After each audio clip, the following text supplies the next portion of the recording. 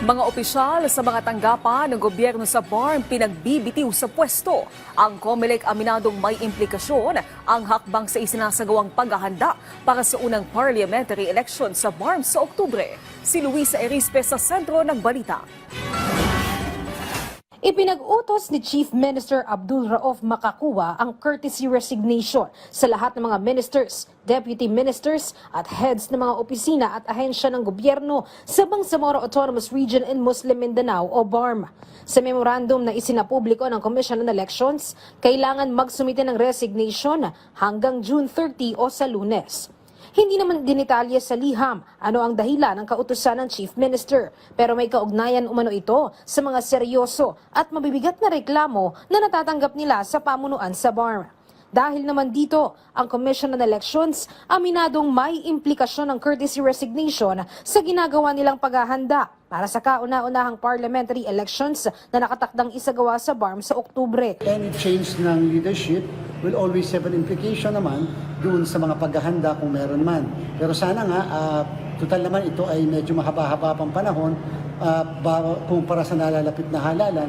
Sana nga magkaroon ng kaliwanagan kaagad doon sa mga mapapalitan o doon sa mariretain upang hindi magkaroon ng agam-agam din at saka maging maliwanag sa COMELEC kung sino yung mga tamang kausap natin. Bagamat tuloy pa rin ang trabaho ng mga ministers at leaders sa BARM sa kabila ng courtesy resignation, giit ng COMELEC, kailangan agarang maging malinaw sino ang mga posibleng mapalitan sa pwesto para hindi magkaroon ng komplikasyon sa kanilang paghahanda. Ang mga nakaupo kasi ngayon na parliament leaders sa BARM ang siyang makakatuwang nila para sa mga preparasyon sa darating na eleksyon. Siyempre, yung mga kaugnayan namin sa pagkukondak ng eleksyon ay yung mga pinuno ng mga departamento o mga ministry doon.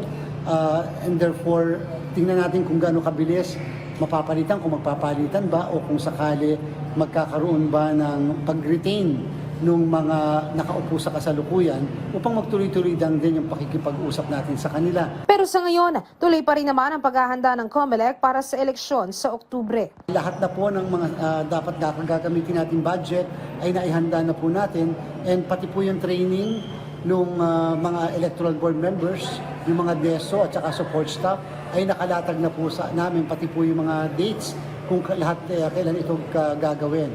So again, itong buwan ng Hunyo at saka Hulyo ay napaka-crucial, lalong-lalo na kinakailangan matapos namin yung source code, yung trusted build, yung local source code review, yung pagdedeposito sa Bangko Sentral, yung pong tinatawag na pre-lot, logic and accuracy test, at syempre meron tayong mga mock election. Samantala, ayon naman kay Senate President Francis Cheese Escudero, sa tingin niya, wala pang direktang epekto ito sa parliamentary election sa Oktubre.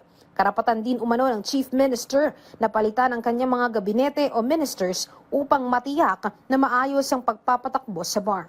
Luisa Erispe para sa Pambansang TV sa Bagong Pilipinas.